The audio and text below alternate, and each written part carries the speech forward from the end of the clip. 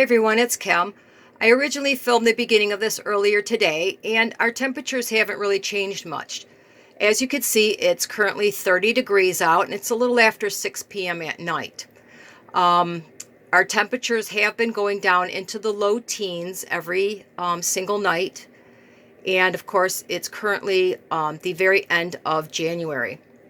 Well, I'm going to show you something that I learned a long time ago called winter sowing. It was first introduced by Trudy Davis, where she taught us how to plant the spring transplants in the dead of winter.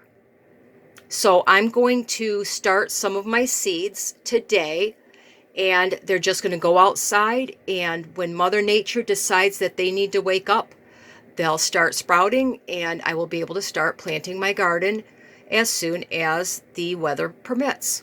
So let me show you what we're going to do. All right, the items you're going to need for this is relatively simple. You're obviously going to need some kind of soil. Now this soil is damp. It's not soaking wet, it's damp, and it's not perfectly dry.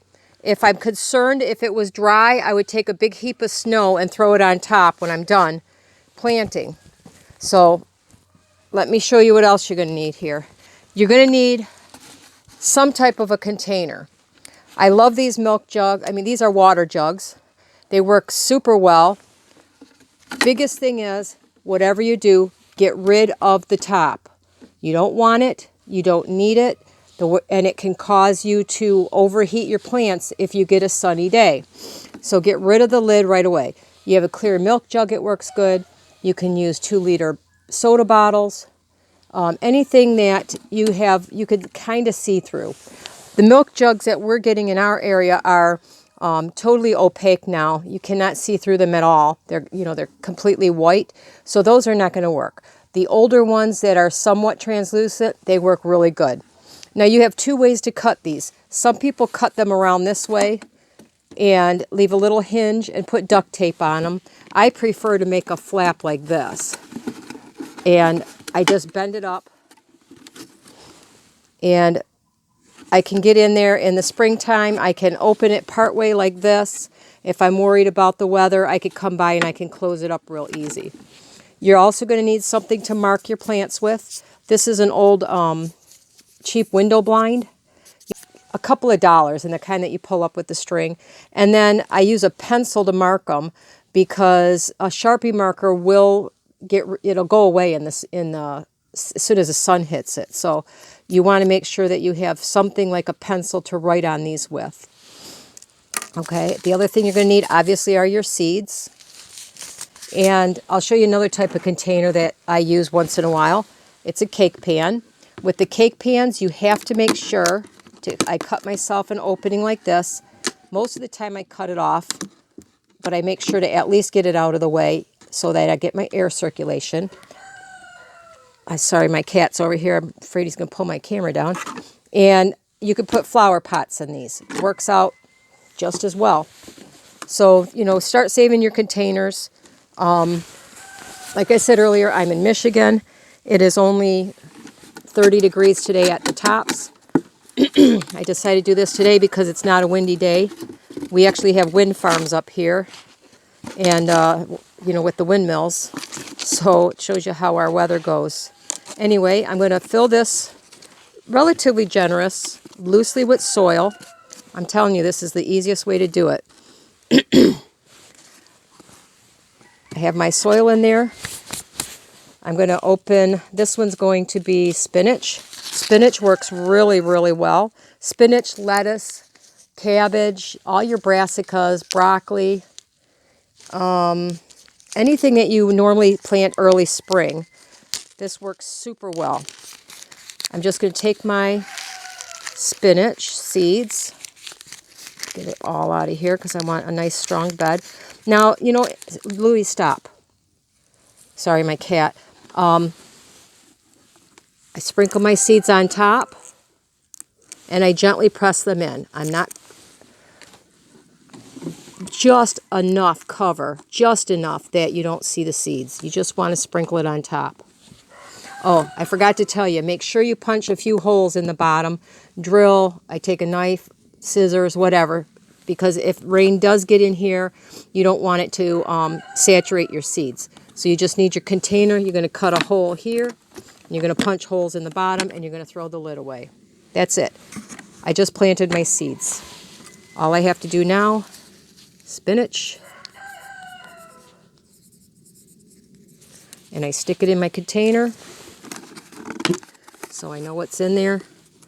Like I said, I'm going to throw a big handful of snow on top, so when it needs it, it'll melt. That's it. That one's planted.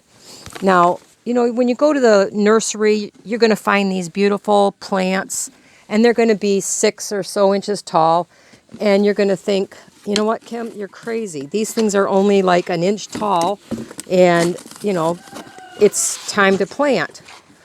I'm telling you, these will outcompete any forced seeds that you will ever buy, because, you know, Mother Nature tells it when to wake up.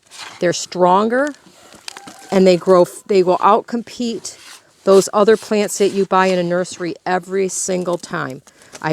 I've shown people this year after year with my own seeds. I'll buy one, you know, a little 4-pack or something, and, you know, a 4-pack now is somewhere around $3. So almost $1 a plant, and I'm getting seeds, a whole package, for a couple of dollars. I buy them in the fall when they're on clearance. So when it comes to lettuce, I do mine pretty thick, because if I want a salad and you know, they're only yay tall, I can come out here and pick off a few leaves. As long as they each have one leaf left on them, they'll continue to grow. In the springtime, I just break them up into little clusters, so to speak, and plant those in the garden that way. So just a light sprinkle on top. I'll label it, and I'm good to go. Once again, I mean, you can't get much easier than this.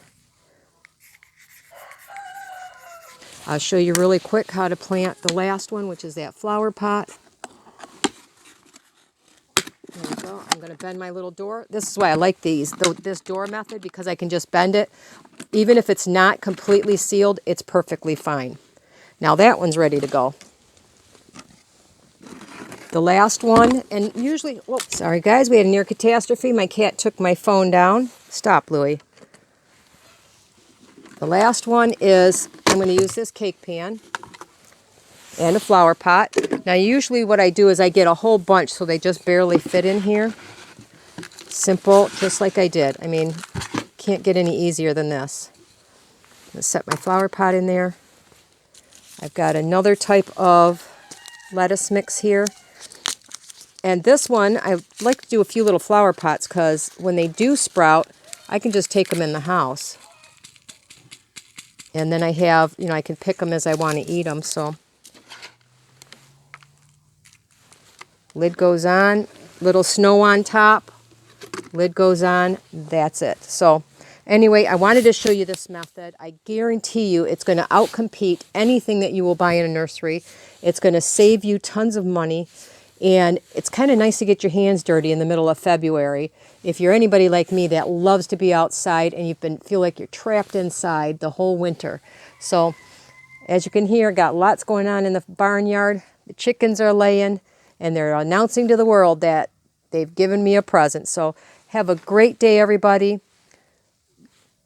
Start saving your containers and get winter sowing now.